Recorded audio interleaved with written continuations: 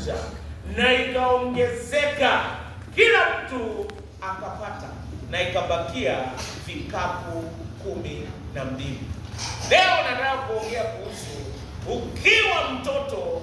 Tuna matarajio mengi, tuna maono mengi, tuna mahitaji mengi. Je, wewe maono yako ni kuwa nini? Yesu alipoangalia wanafunzi akaona maono ya kwamba hawa wanashika.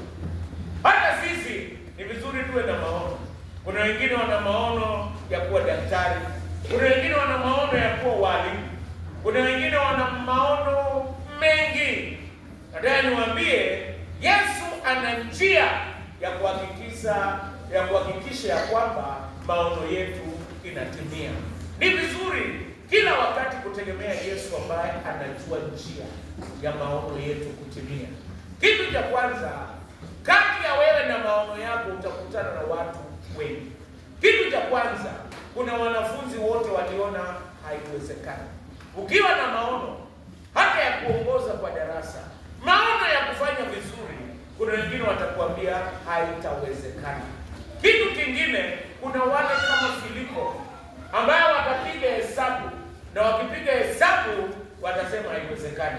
Filipo alisema hata mishahara ya miezi 8 haiwezi tosha hawa watu. Hata wengine wanakuambia haiwezekani, lakini usisikie kina Filipo. Nataka tuangalie kuhusu huyu mtoto. Huyu mtoto, nataka tujifunze kuhusu mtoto. Yeye alitimiza maono ya Yesu Kristo na maono yake, kwa sababu kitu cha kwanza alitumia chenye ako naye.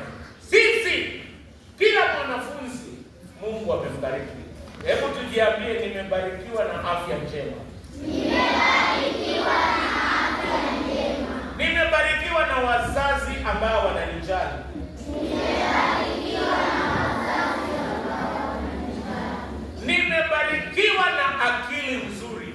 Nimebarikiwa na akili nzuri. Mungu anabariki na kutimiza maono kupitia kwa chenye tuko naye.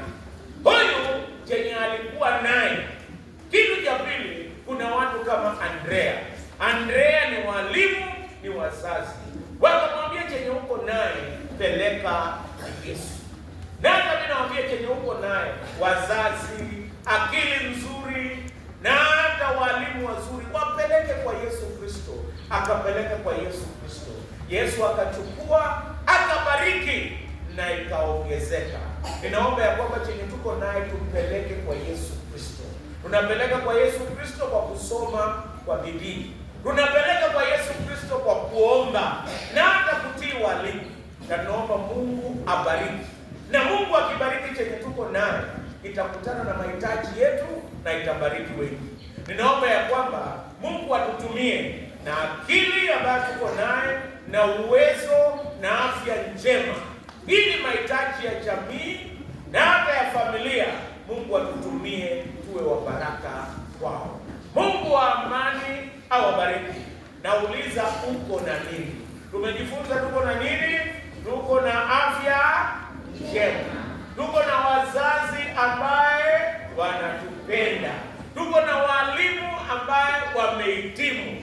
Tuko na kanisa ambaye inatuombea. Tuko na vitu vingi. Tupeleke kwa Yesu Kristo. Tutie bidii, tusome na tutabarikiwa na itaongezeka mpaka ibakie. Mungu wa amani awabariki. Mungu wa amani awe pamoja nanyi, wanafunzi wa Wiltam Memorial School. Tusimame na tuombe.